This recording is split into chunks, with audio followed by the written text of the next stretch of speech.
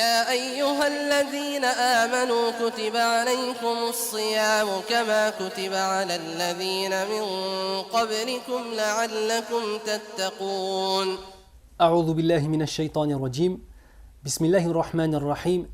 والصلاة والسلام على أشرف الأنبياء والمرسلين نبينا محمد وعلى آله وأصحابه أجمعين.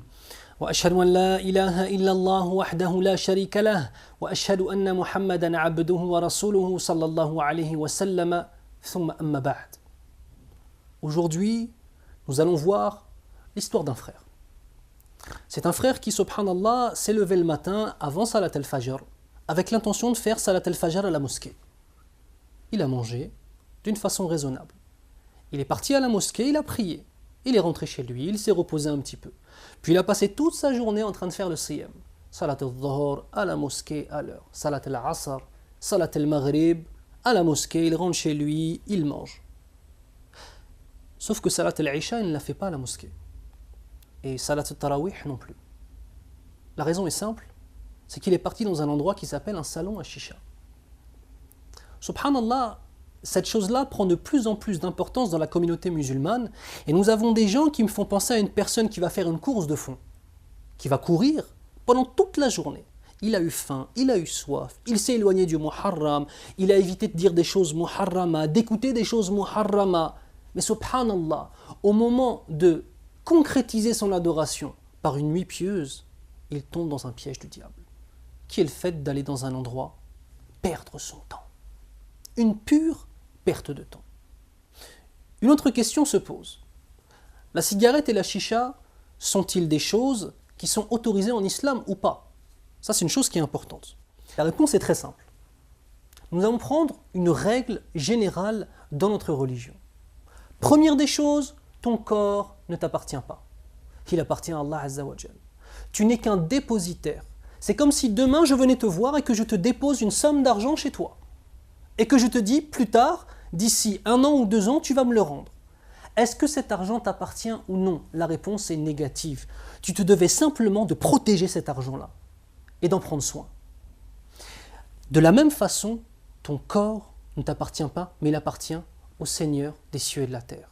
Il te l'a donné, tu peux faire avec du sport. Tu peux avec ce corps avoir des rapports intimes avec ton épouse, alhamdoulilah.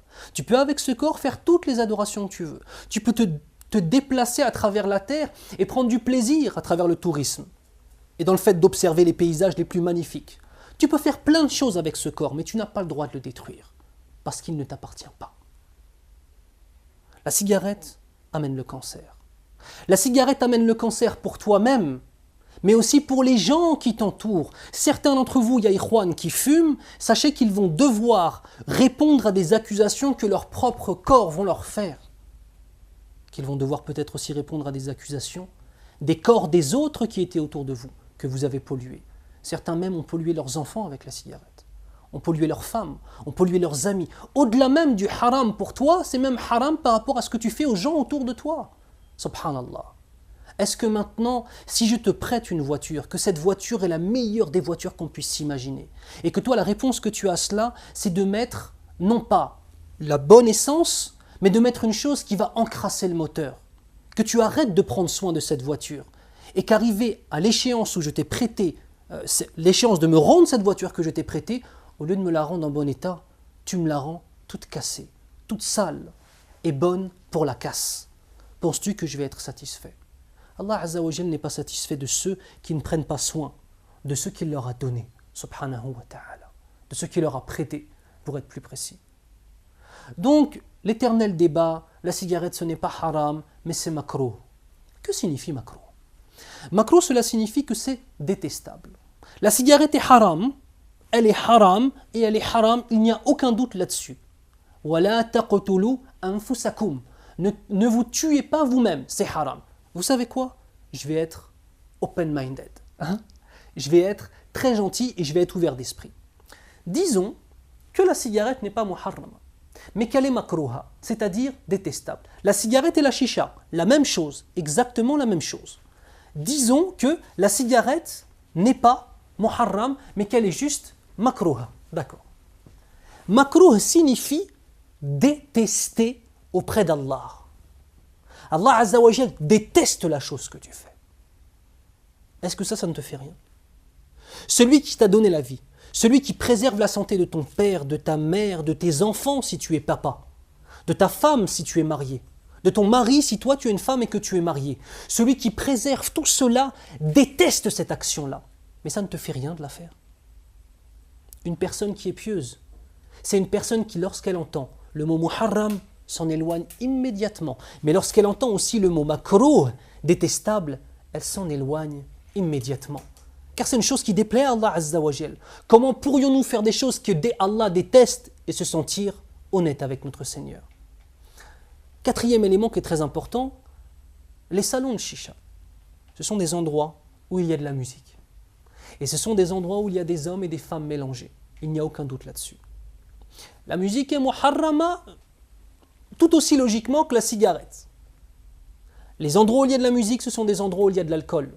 Et ce sont des endroits où il se passe, akramakumullah, zina, la fornication. Ou alors des endroits où on rencontre des femmes pour aller faire zina, akramakumullah.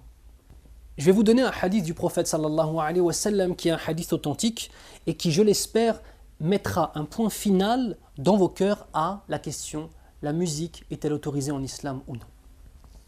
Hormis le fait que dans l'histoire de l'islam, le seul grand imam référence pour les musulmans qui ait autorisé la musique aux instruments accordés avant, soit Ibn Hazm, rahimahullah, 99% de tous les savants, de tous les imams de l'histoire l'ont rendu muharram. Revenons à ce hadith. Le prophète sallallahu alayhi wa sallam nous dit: La yakunanna qawmun min ummati yastahilluna al-hira wal-harira wal-khamra wal-ma'azifa. Il y aura, certes, avec certitude, un peuple appartenant à ma communauté, c'est-à-dire des musulmans, qui vont rendre halal. Écoutez bien dans quoi est-ce que le prophète sallallahu alayhi wa sallam noie la musique. Quels sont les éléments avec lesquels il noie la musique? Des gens qui vont rendre autorisé la fornication, akramakumullah, le fait d'avoir des relations avec une femme en dehors du mariage. Deuxièmement, la soie qui est interdite pour les hommes. Troisièmement, al-khamr, l'alcool. Ces trois choses sont extrêmement graves et sont muharrama. Et c'est ma'loum bid-daroura, le fait que zina soit interdite ainsi que l'alcool. Ma'loum bid-daroura, connu de toute personne qui dit la ilaha illallah Muhammadur Rasulullah sallallahu alayhi wa sallam. Le quatrième élément qui vient dans ce hadith, c'est lequel? Wal-ma'azif. Al-ma'azif, ce sont les instruments à cordes et à vent. Alors mon frère, ma sœur, hubban fillah, par amour pour vous uniquement, et sachez que celui ou celle qui vient vous renseigner sur ce qui est aimé d'Allah et détesté d'Allah Azza wa Jal, il n'y a pas un meilleur compagnon que celui-ci ou que celle-là, parce que c'est une personne qui t'aime, c'est une personne qui veut qu'au jour du jugement, tu rencontres Allah Azza wa Jal avec un minimum de péché, ou même, incha'Allah, sans péché. Celui qui t'explique ce qui est haram et ce qui est halal, c'est une personne qui veut pour toi le paradis. Celle qui se tait sur ces choses-là, ce n'est pas ton ami, c'est soit ton ennemi, soit une personne qui est indifférente à ton sort, après la vie. Car n'oublie pas, dans cette vie d'ici-bas, nous avons quoi? 70, 80, 90 ans maximum à passer. Mais l'au-delà, c'est l'éternité. Imagine-toi si peut-être le fait de fumer la chicha, Allah Azza wa Jal va t'enlever des degrés au paradis. Subhanallah. Imagine-toi cela.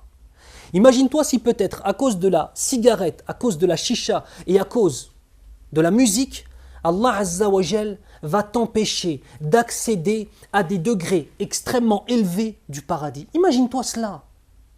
Tout ça pour avoir une chose qui détruit ta santé, qui met en exergue, qui développe tes passions et qui te met dans une perte de temps totale. Alors mon frère, ma sœur, la cigarette et la musique et la chicha sont muharram pendant le ramadan et en dehors du ramadan. Mais vous avez l'occasion de vous entraîner. Vous avez l'occasion de vous entraîner. Vous avez l'occasion aujourd'hui de délaisser pendant toute la journée, pendant 17 heures de siyam, la cigarette, la chicha et la musique. Bien évidemment que vos cœurs y sont attachés. Bien évidemment que vos corps y sont attachés. Mais encore plus évidemment, Allah Azza wa Jal doit être présent dans vos cœurs et vous devez être attachés à Allah d'une façon bien plus intense et bien plus forte. Et ce mois de Ramadan est l'occasion de délaisser ces choses-là. Et afin de ne jamais y revenir, Inch'Allah ta'ala. Je demande à Allah Azza wa Jal de faire en sorte que les paroles qui ont été dites soient des paroles qui rentrent dans vos cœurs, qui rentrent dans nos cœurs et qui aillent directement vers les actions. Inch'Allah ta'ala. Vous devez de mettre en application ce que vous avez trouvé comme étant une vérité absolue. Inch'Allah ta'ala. Subhanakallahumma wa bihamdik. Ashhadu an la ilaha illa ant. Astaghfiruka wa atubu ilayk.